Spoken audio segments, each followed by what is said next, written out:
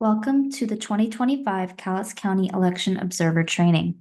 The purpose of this training is to instruct election observers on the rules regarding what observers may or may not do, election procedures used by the election department for processing, vote tallying and verification of accuracy, and the proper method for observers to submit questions and objections. Today, Mark the Ballot from the Secretary of State will also be tagging along for our training. It is the policy and intent of Cowlitz County elections to conduct elections in the most accessible, transparent, and secure manner possible. As observers, you have an integral role in elections in Cowlitz County, across the state, and the country. Your presence is paramount for public confidence and transparency, whether you represent a party or are simply a curious citizen.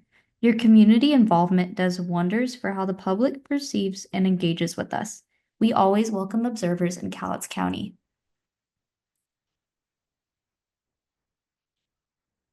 Anyone has the right to observe the elections process. County auditors are required to request that observers be appointed by the major political parties and that they are present during ballot processing. Observers representing a party must be on their party's official observer list. This list is requested annually and can be updated. The absence of observers will not prevent the processing of ballots, however.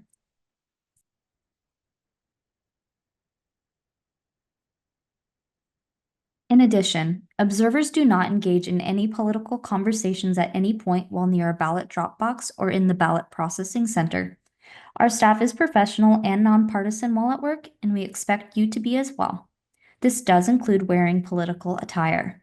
This isn't just an auditor's office policy, it's also a law that protects voters in our voting center as well as at the ballot drop box.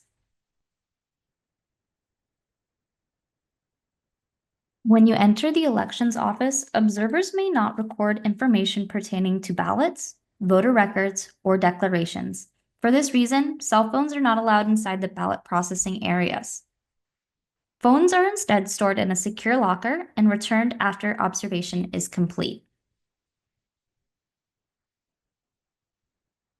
Once the phone is stored in the locker, observers will go through a checklist and sign to confirm that they understand the rules and expectations for observing.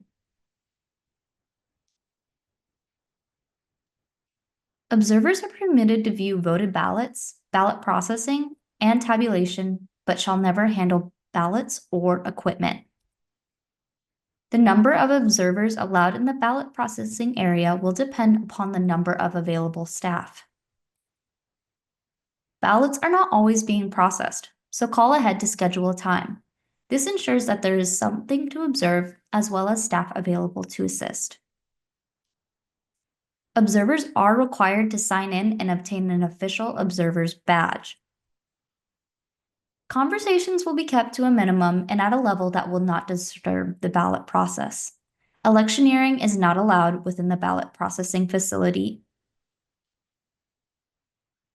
As election observers, you are encouraged to observe logic and accuracy testing, also known as an LAT, ballot processing, which includes processing incoming mail, signature verification, opening board, and ballot scanning. Ballot pickup and closing is a paid position you can sign up for with your party and employer's overload. You can also view tabulation, certification and canvassing board meetings, as well as any other time ballots are handled by election staff. We will now go into depth what each of these processes entails.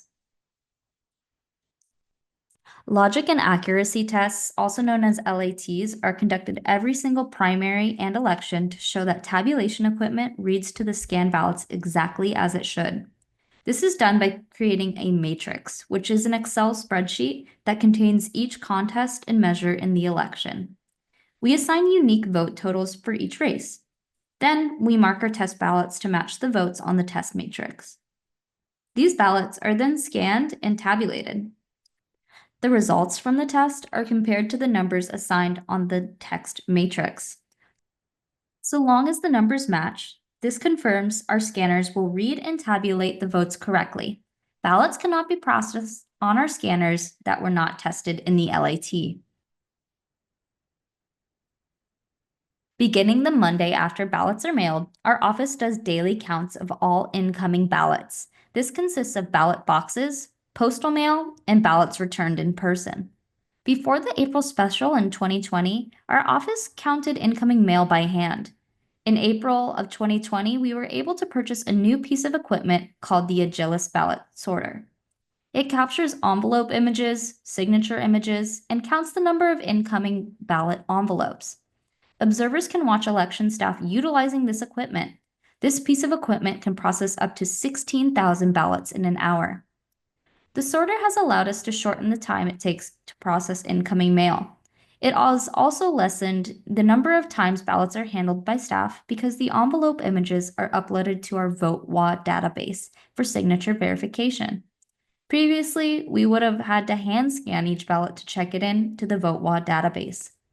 Now ballots are locked and sealed in a secure cabinet after all incoming ballots are counted. Every single ballot returned for an election must be signature verified. We as election staff compare the signature on the ballot envelope to the signature on the individual's voter record.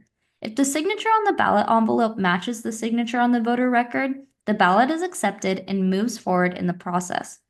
If there's an issue with the ballot signature, it doesn't match, or it's left unsigned, the ballot is held and the voter is contacted to resolve the issue. These held ballots are called challenge ballots. Once the voter cures the challenge on their ballot, the challenge ballot is accepted and moves forward in the process.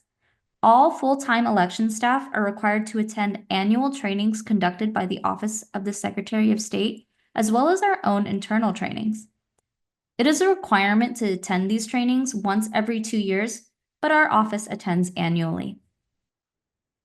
The auditor employs members from the local Republican and Democratic parties to work on opening board. Teams of 2, 1 Democrat and 1 Republican, are given batches of approximately 100 ballots at a time to process. Teams confirm the batch counts and separate the ballot from the ballot envelope 1 batch at a time. Our opening board is trained once annually during an odd year by election staff and twice during an even year. The ballot envelope containing the voter's information is removed from the table before teams prepare ballots for the scanners. This protects voter secrecy. Observers are able to watch this process either in the cafeteria of the administrative building or in the auditor's office, room 206. This process is live streamed in both locations with audio included. After accepted ballots are opened by our opening board, they are scanned. Our scanners can process up to 6,000 ballots an hour. The images are scanned into the system, but no votes are counted or tabulated until election night.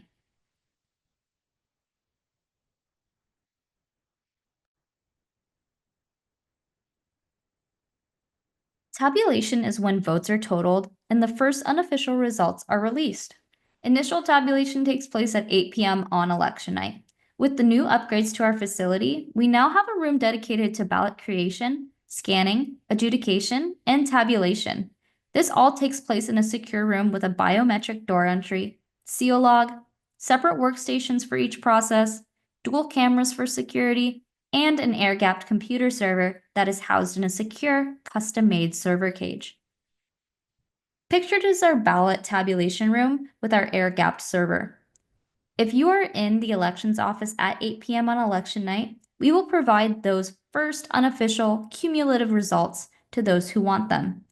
Those same results are made available on our website as well. Tabulation happens periodically, as ballot returns dictate, until the primary or election is certified.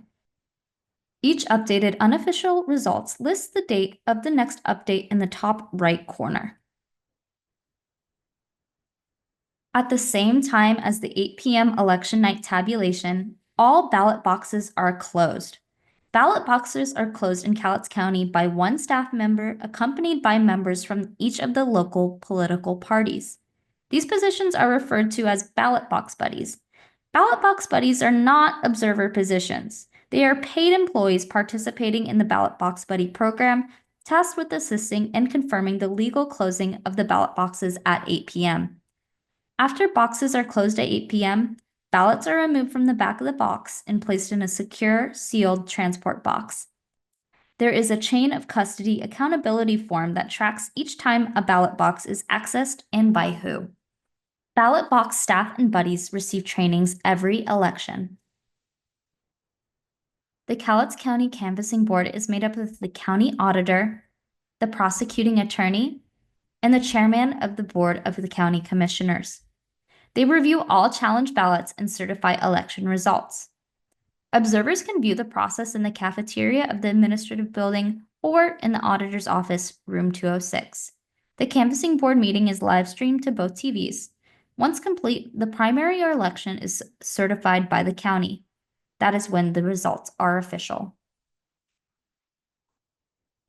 Finally, under no circumstances may an observer interrupt the process they are observing.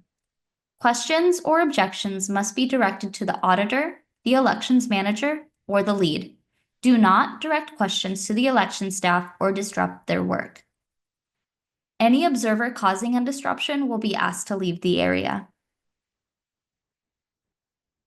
If you have any further questions, please feel free to contact the elections office by phone at 360-577-3005, by email at elections@cowlitzwa.gov, or in person at 207 North 4th Avenue, room 205 in Kelso, Washington.